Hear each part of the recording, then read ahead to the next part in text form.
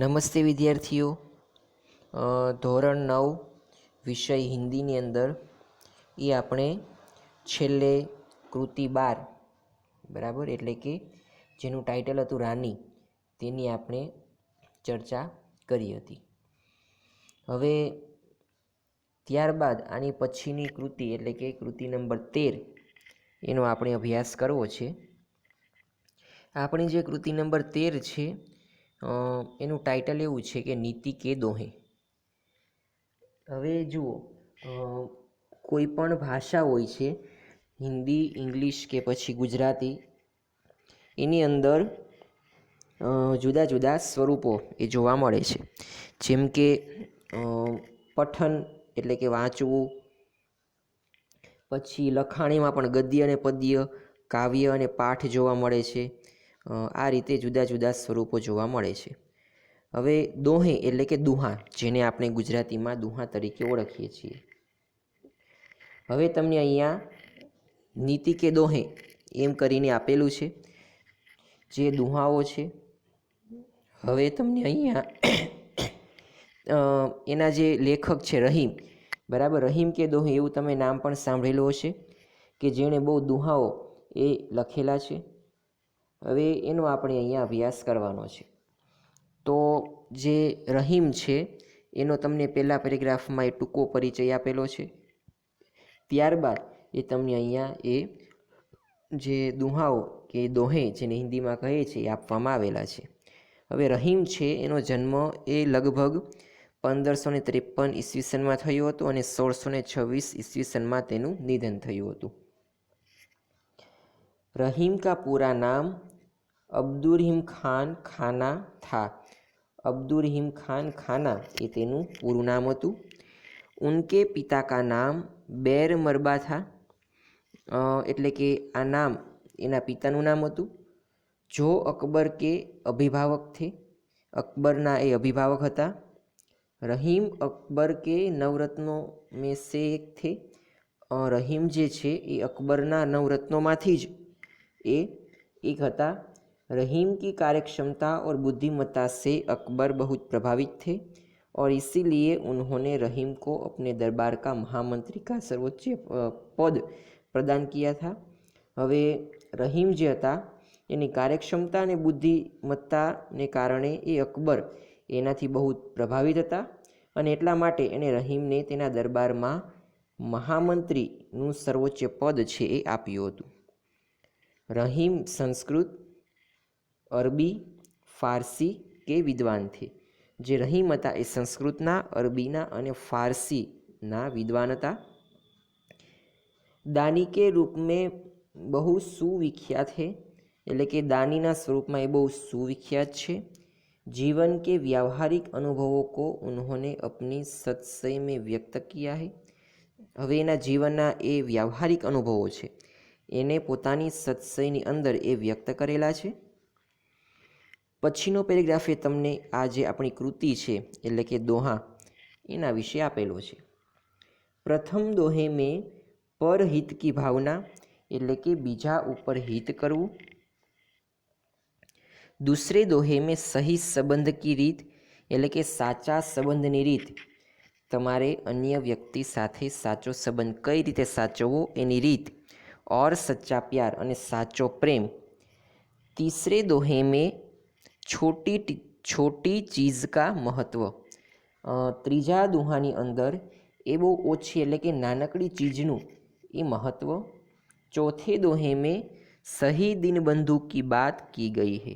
અને ચોથા દોહાની અંદર સાચો દીનબંધુની વાત એ કરવામાં આવી છે.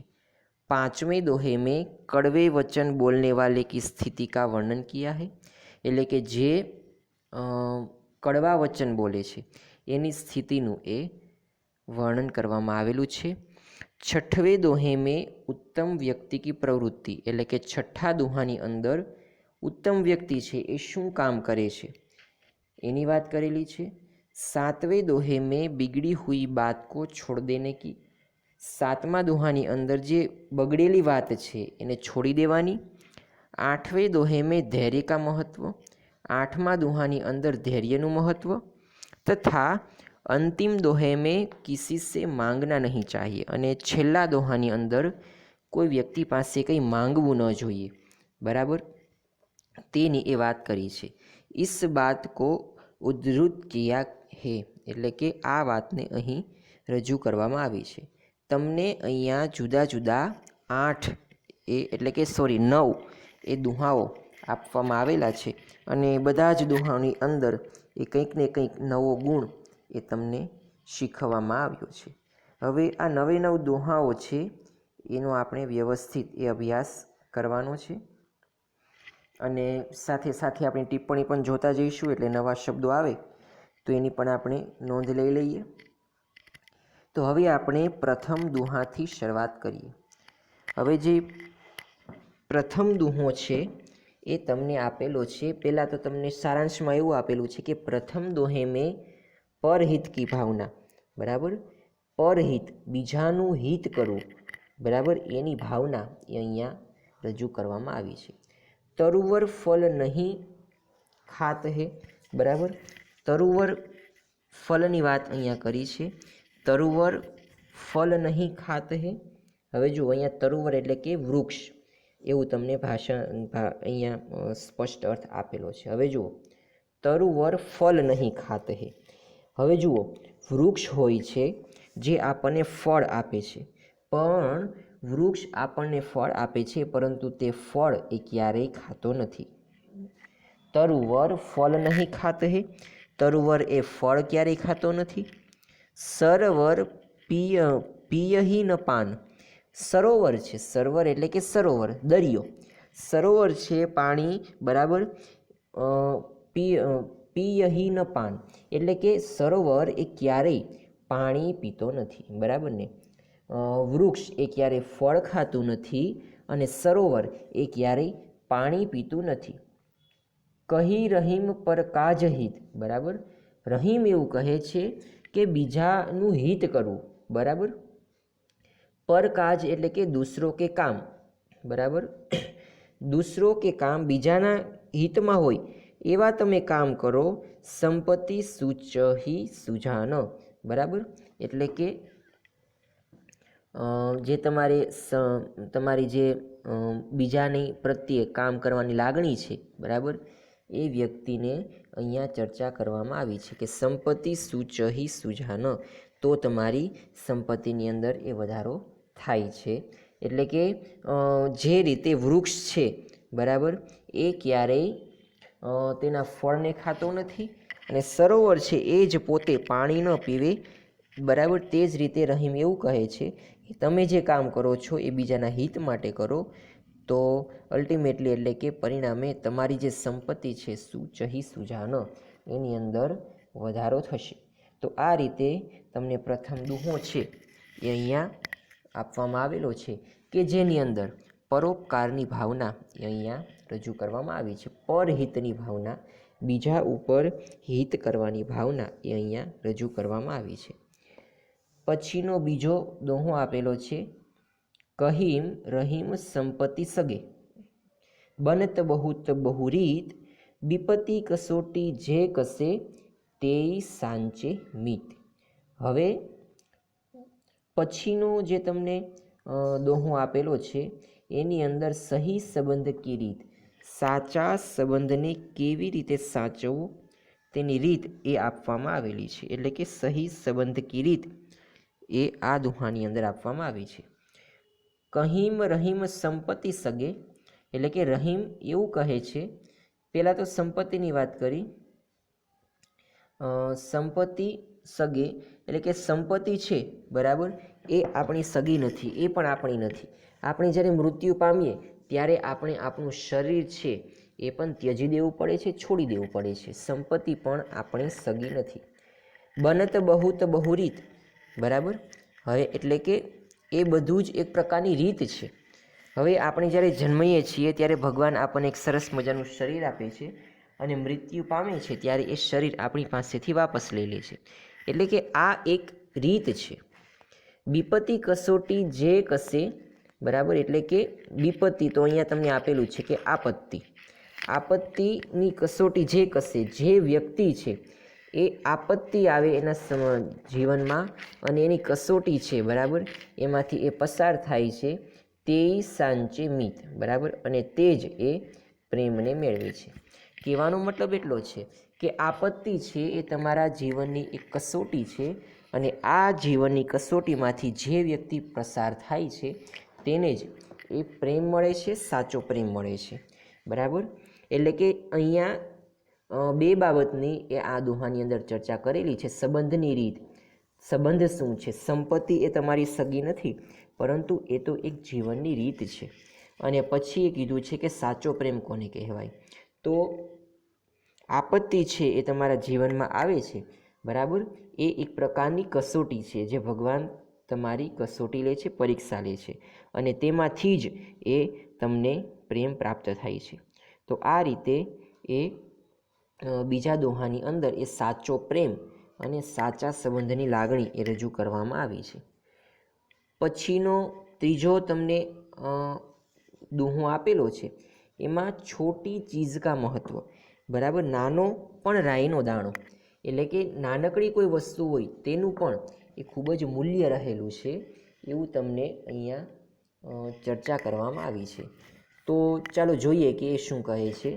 રહીમન દેખી બડે નકો, બરાબર, રહીમન દેખી બડે નકો, લઘુ ન દીજીએ ડારી, બરાબર. લઘુ તો અહીંયા તમને આપેલો છે, લઘુ એટલે કે છોટા અથવા તો નાનો. જहाँ કામ આવે સુઈ કहाँ કરે તરવારી, બરાબર, તરવારી એટલે કે તલવાર. હવે જુઓ, રહીમ છે એ મોટા લોકોને જુએ છે, અને લઘુ ન દીજીએ ડારી એટલે કે નાની વસ્તુ છે એને તમે ઓછું મહત્ત્વ આપો, અને મોટી વસ્તુને એટલે કે જે વધારે છે એને વધારે મહત્ત્વ આપો, તેઓ એ યોગ્ય ન કહેવાય. જहाँ કામ આવે સુઈ, જ્યાં એ સોઈ એટલે કે સુઈ જ્યાં કામ આવે છે, કहाँ કરે તરવારી, ત્યાં તલવાર કામ આવતી નથી. કહેવાનો મતલબ એટલો કે સોઈ છે એ બહુ નાની છે, પરંતુ એ જે કામ કરે છે એ કામ તલવાર પણ કરી આપતી નથી. પછી ભલે તલવાર છે એ મોટી વસ્તુ હોય, નાની નાની વસ્તુઓનું આપણા જીવનની અંદર ખૂબ જ મહત્ત્વ છે. આ ભાવના એ અહીંયા પ્રગટ કરવામાં આવી છે, બરાબર. એટલે કે એવું અહીંયા રજૂ કરવામાં આવેલું છે કે નાનામાં નાની વસ્તુ છે, નાનામાં નાની ચીજ છે, તેનું પણ એ આપણા જીવનની અંદર ખૂબ જ મહત્ત્વ રહેલું છે. અહીંયા તમને સોય અને તલવારના ઉદાહરણ દ્વારા રજૂ કરવામાં આવેલું છે કે સોય છે એ બહુ નાની વસ્તુ છે, બરાબર, એ કદમાં અને બધી રીતે બહુ નાની વસ્તુ છે, કિંમતમાં પણ સસ્તી, પરંતુ એ એવું કામ કરે છે કે જે કામ તલવાર પણ કરી શકતી નથી.